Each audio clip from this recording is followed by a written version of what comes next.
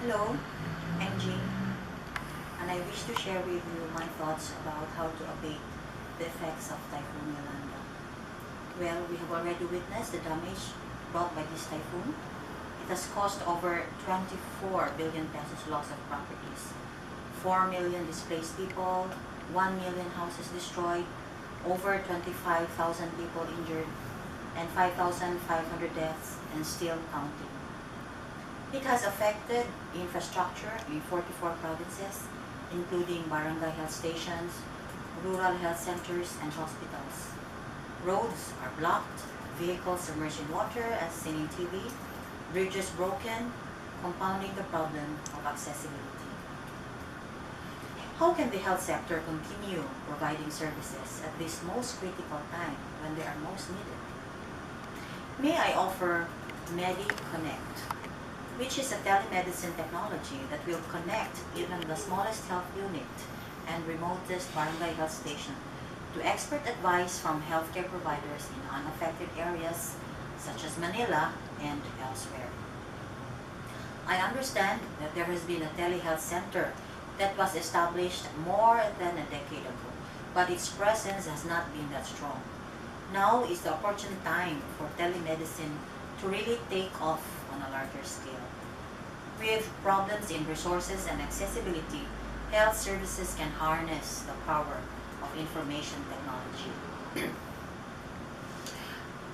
As the provinces are still rebuilding support structures, the Department of Transportation and Communications and the Department of Health can set up a central hub in Manila in collaboration with the National Telehealth Center and Philippine Medical Association, where health workers from the affected provinces can get in touch with the hub for consultations, video conferencing, expert advice, surveillance of diseases, and supplies management.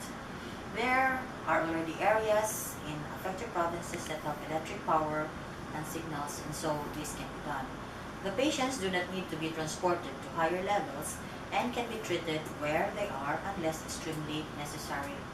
For areas that are not as damaged as Leyte and Samar, the hub can be at the provincial hospitals or regional medical centers like Vicente Soto for Cebu and West Visayas Medical Center for Iloilo. This will also facilitate communication by decreasing misinterpretation due to language barrier and will promote easier transfer of patients if need be. Again, this will need collaboration with the medical societies since this will need 24/7 monitoring for calls. It will mean a little sacrifice for the doctors who will man the hub, but this is temporary and much less discomfort than if we were in the affected areas. This project will not take much money because the OTZ and DOH can take care of the central hub infra. And for the cellular phone units and the laptops, we can tap IT companies willing to give phones and laptops to rural health units or start campaigning for those with extra IT gadgets like phones, and I think there are many, willing to donate old but serviceable phones with SIM cards and distribute this to sites that can be reached. Dissemination of the information about this project as well as the contact numbers of the hub are also very necessary, and this can be done through radio stations.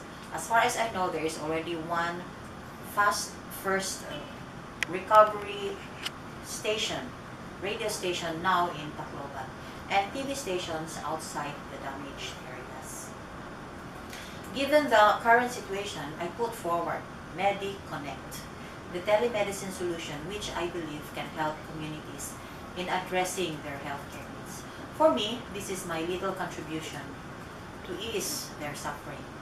We can share and sacrifice our resources to help survivors overcome this difficult time. Thank you.